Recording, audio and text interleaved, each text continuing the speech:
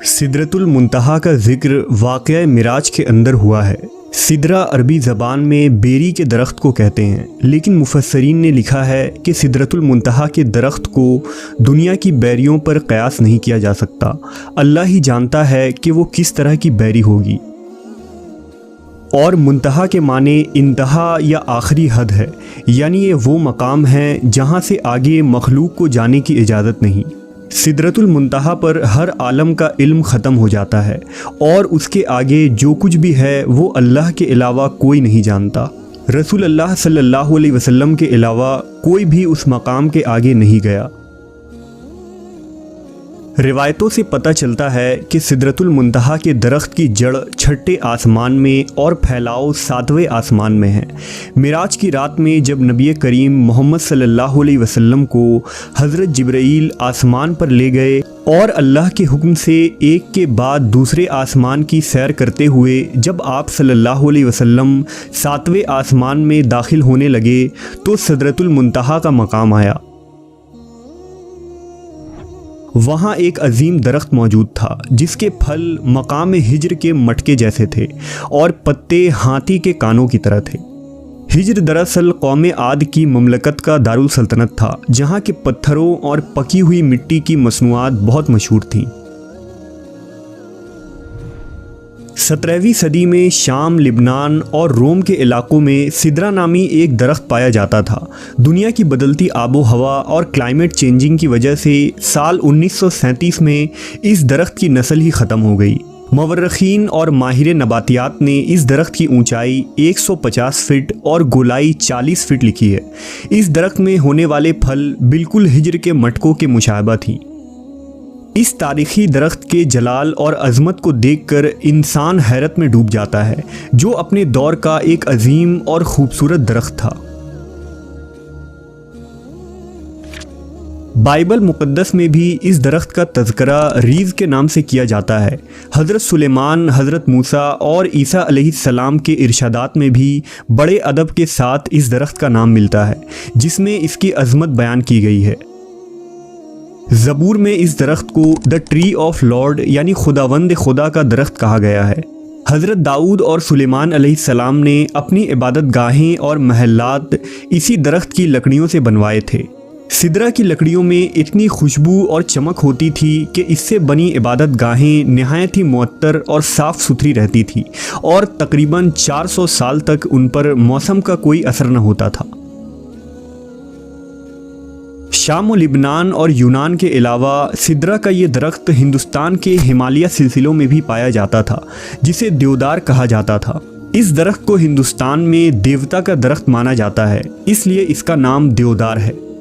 جبکہ عرب میں سدرہ کے اس درخت کو عذر کہا جاتا تھا، جسے شجرۃ اللہ کے نام سے یاد کیا جاتا ہے۔ یہ تینوں نسل کی درخت دراصل ایک ہی خاندان سے تعلق رکھتی تھی، اور اسی خاندان میں بیری کا درخت شامل ہے۔ اس لیے اسلام سے قبل عربی کتابوں میں بیری کے درخت کو سدرہ ہی کہا گیا ہے۔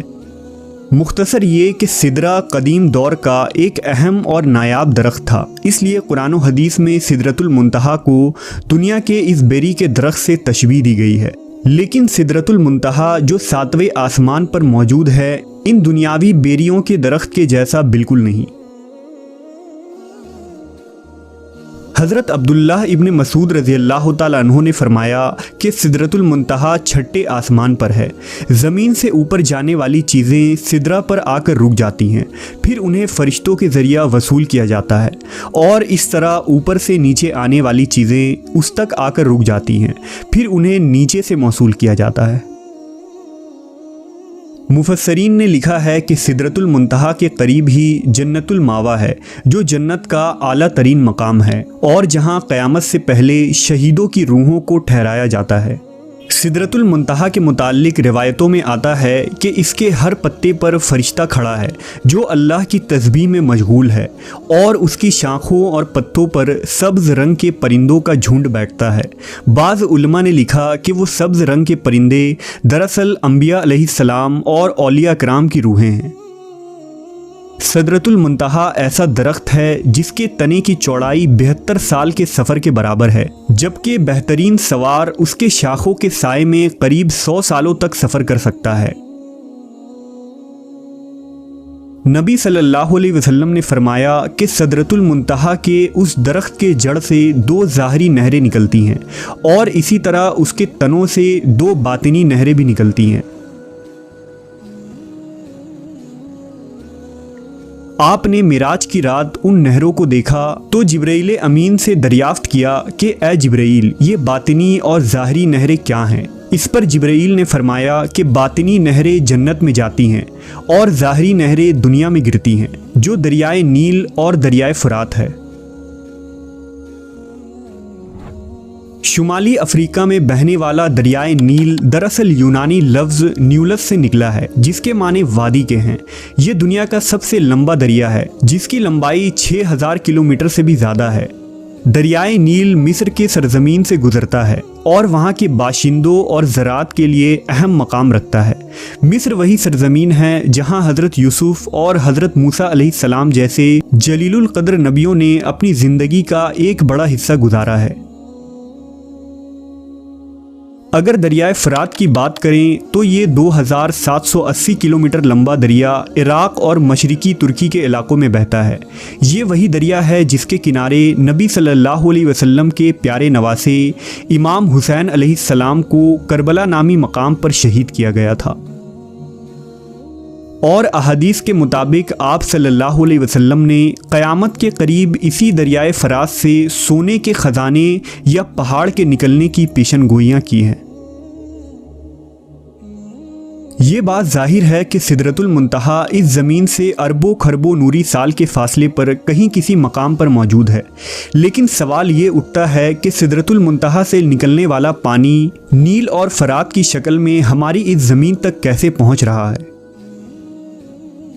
हमारी इस ज़मीन पर पानी कहाँ से आया, ये हमेशा से साइंसदानों के लिए एक अहम सवाल बना रहा है। कुछ साइंसदानों का ख्याल है कि ज़मीन पर पानी उस वक्त से मौजूद है जब से ये ज़मीन वजूद रखती है, जबकि हाल ही में होने वाले एक तहकीक में ये बताया गया कि शायद ज़मीन पर पानी आज से अरबों साल पहले खिला से आने वाले किसी शहाब साकिब या मेट्रॉइड के ज़रिया यहाँ लाया गया था और 3 अरब साल से पानी इस ज़मीन में मौजूद है। अब सवाल ये है कि वो शहाब साकिब जो अरबों साल पहले इस ज़मीन पर गिरे थे और पानी को यहाँ लाने का ज़रिया बने, क्या वो उस जगह से आए थे जहाँ सिदरतुल मुंतहा मौजूद है? एक नज़रिए के मुताबिक सिदरतुल मुंतहा के जड़ से निकलने वाली वो नहरें इस दुनिया में एक गैबी रास्ते के ज़रिए आती हैं, जिसे जदीद साइंस की ज़बान में वर्म होल्स या पोर्टल्स कहा जाता है। ये वो रास्ता है जिसके ज़रिए हम लाखों और करोड़ों नूरी साल दूर किसी जगह पर एक मखसूस दरवाज़े के ज़रिए चंद सेकंड्स में पहुंच सकते हैं। यूँ महसूस होता है कि उन नहरों को इस दुनिया में लाने के लिए अल्लाह के हुक्म से उन्हीं रास्तों का इस्तेमाल किया जाता है। कुरान मजीद में एक सूरह अल मारिज के नाम से मौजूद है, जिसके माने सीढ़ियाँ या आसमान पर जाने का रास्ता है, यानी ऐसे रास्ते जो इस ज़मीन को किसी और ही दुनिया के साथ कनेक्ट कर रही हों। जैसा कि अल्लाह ने सूरह मारिज में फरमाया, अल्लाह की तरफ से ऐसे रास्ते जिन्हें फरिश्ते और रूहें इस्तेमाल करती हैं ताकि वो ऊपर की तरफ चढ़ सकें। आखिर ये रास्ते कौन से रास्ते हैं और क्या नील और फ़रात उन्हीं रास्तों से इस दुनिया में आकर बहते हैं?